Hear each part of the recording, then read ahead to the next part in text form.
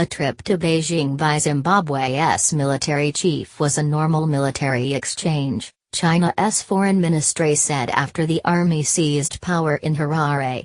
How deep are relations between China and Zimbabwe really?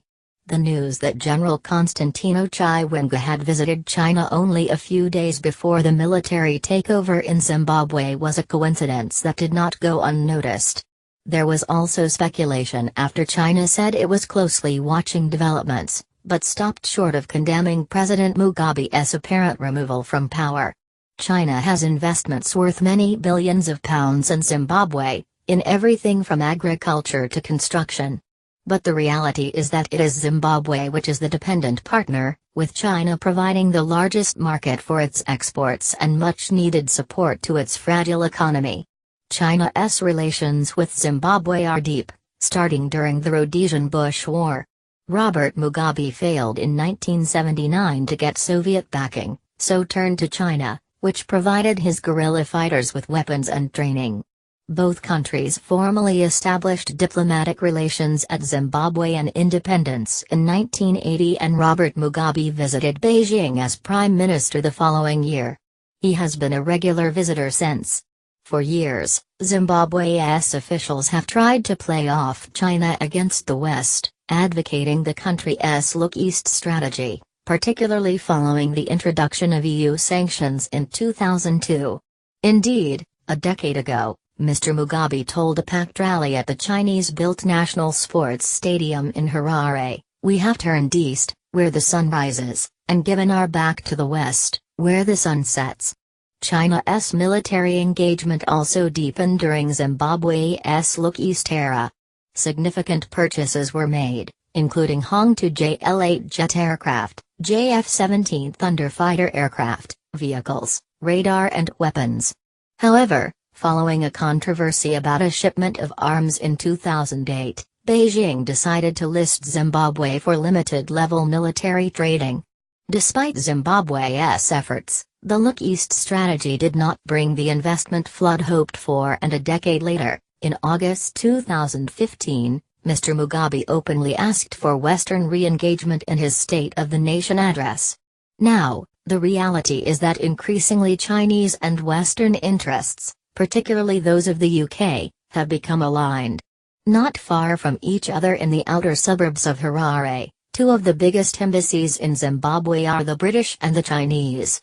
As other embassies scaled down or closed, Beijing's expanded.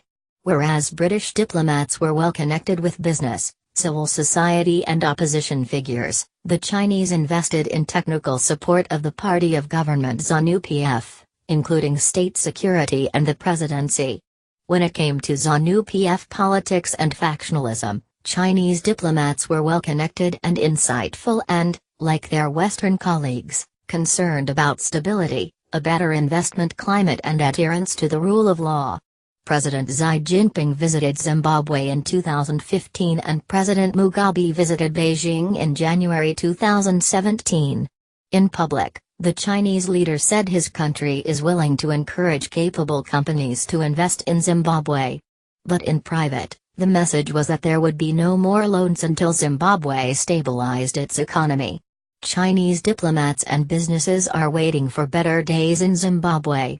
China is the biggest buyer of Zimbabwean tobacco, but many other Chinese companies have found the investment climate challenging and have looked for alternative markets. Some Chinese investors have been badly burned, on diamonds for example. A couple of weeks ago I was in China, attending a meeting on China-Africa relations, and Zimbabwe was not mentioned once. Unlike Ethiopia, Sudan, or Angola that are strategic partners, or big markets like Nigeria, Kenya, and South Africa, Zimbabwe is far from being Beijing's new priority. So, Beijing's interest is in a better investment climate in Zimbabwe. A clear transitional arrangement resulting in elections for a legitimate government in Harare is as much in Beijing's interest as London's. The Look East and the re-engagement with the West strategies have not brought about the confidence and investment that Zimbabwe needs. What Zimbabwe requires is stable and accountable government, then investors from Asia, America and Europe will seriously consider that Zimbabwe has an investment future. This was the message that Mr. Mugabe received in Beijing in January. And the one which Zimbabwe's military chief also was given last week. About this analysis piece was commissioned by the BBC from an expert working for an outside organization.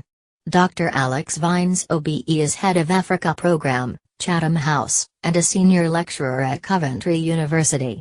Chatham House, the Royal Institute of International Affairs, describes itself as an independent policy institute helping to build a sustainably secure, prosperous and just world. Edited by Duncan Walker.